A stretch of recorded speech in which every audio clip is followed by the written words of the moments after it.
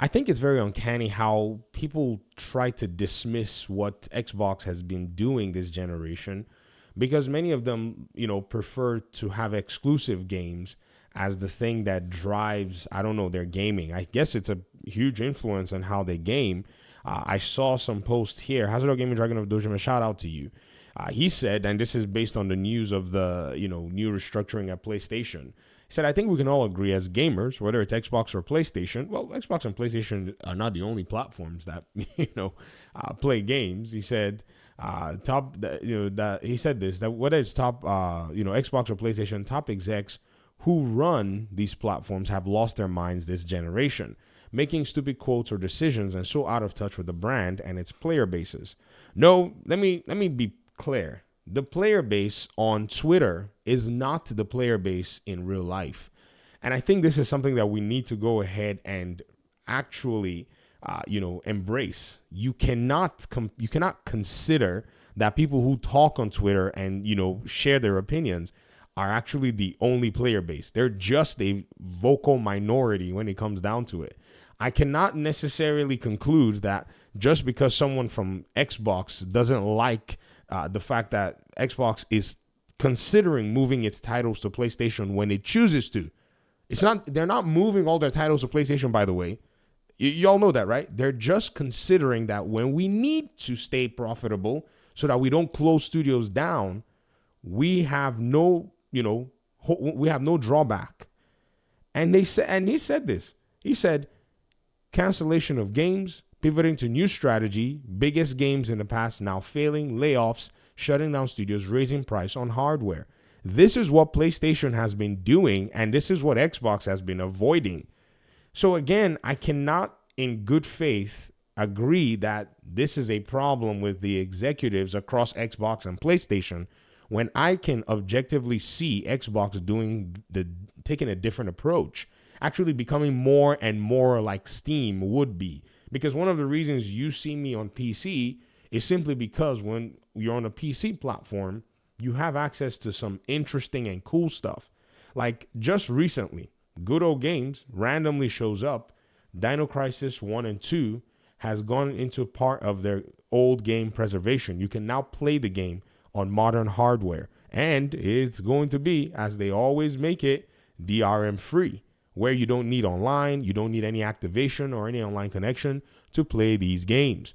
So this is the kind of stuff that you will see, and even on Xbox's side, with their preservation of games in terms of trying backward compatibility and being committed to it, is also another thing. They also have a low-cost entry of a console, did not give you a new one in the middle of the generation for more money. I mean, they gave you a new spec, but they didn't go, jump into the PS5 Pro level with no games to play. They're not the ones canceling multiple games. Yes, they closed down Arcane. They pretty much divested of the Hi-Fi Rush studio because, the industry was changing. But these are the things that they've been trying to actually go ahead and avoid. In fact, Phil Spencer's interview with Destin really did unveil that what he's talking about is that their business on the Xbox side will be successful. The entire thing is planned around Xbox maintaining its own success and doing what it can and ensuring that games are available for everyone. I do not see how we can then conclude and say whether it's Xbox or whether it's PlayStation.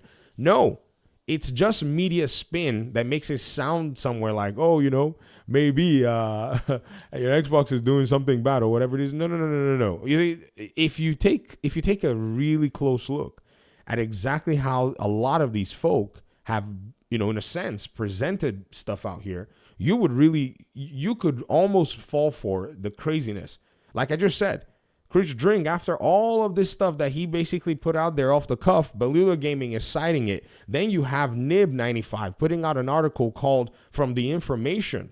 And then Chris Drink then coming, the same Christopher Drink, who said that it seemed like, Xbox had, in a sense, somewhat moved away from Game Pass, is now coming here and is citing data from Ampere where they're talking about Xbox being the number one games publisher in the world in 1 month.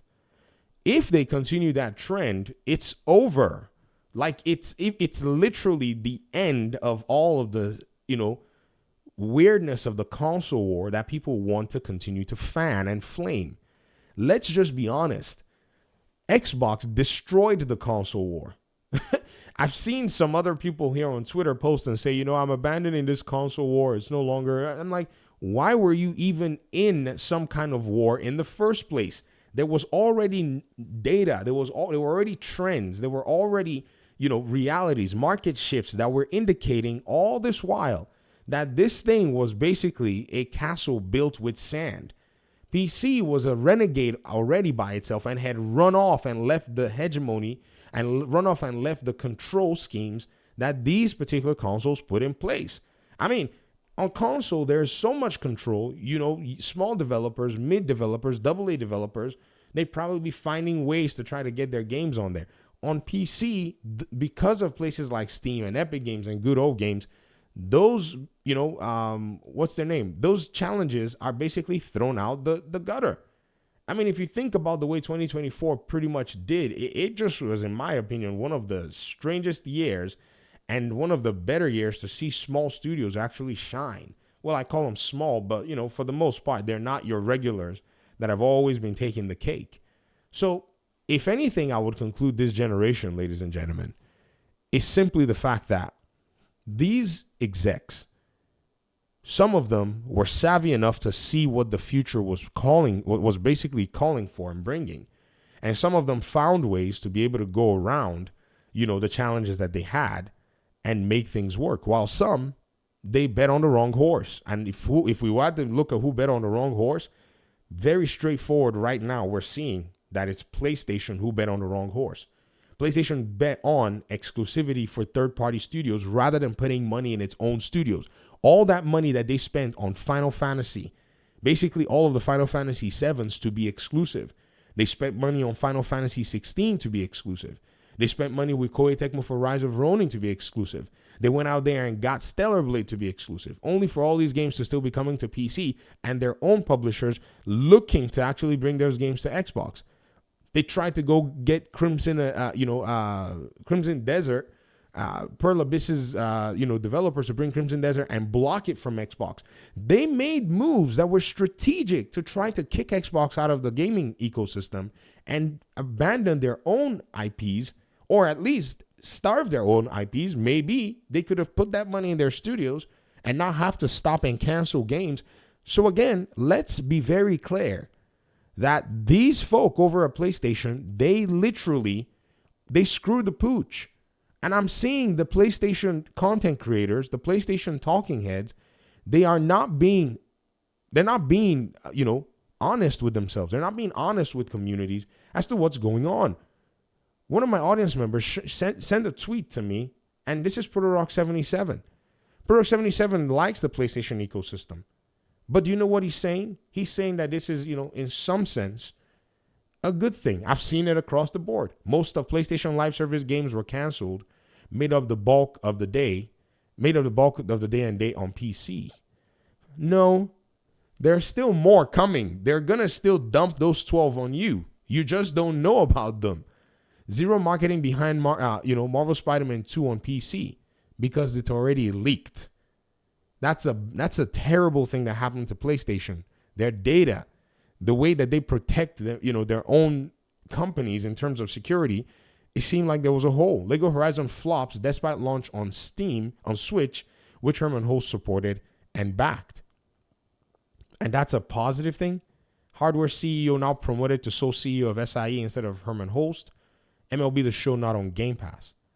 You need to understand that same CEO has a PC strategy in hand, and Hiroki Totoki, who is now been promoted to even a higher position, also has been pushing for a PC aggressive strategy.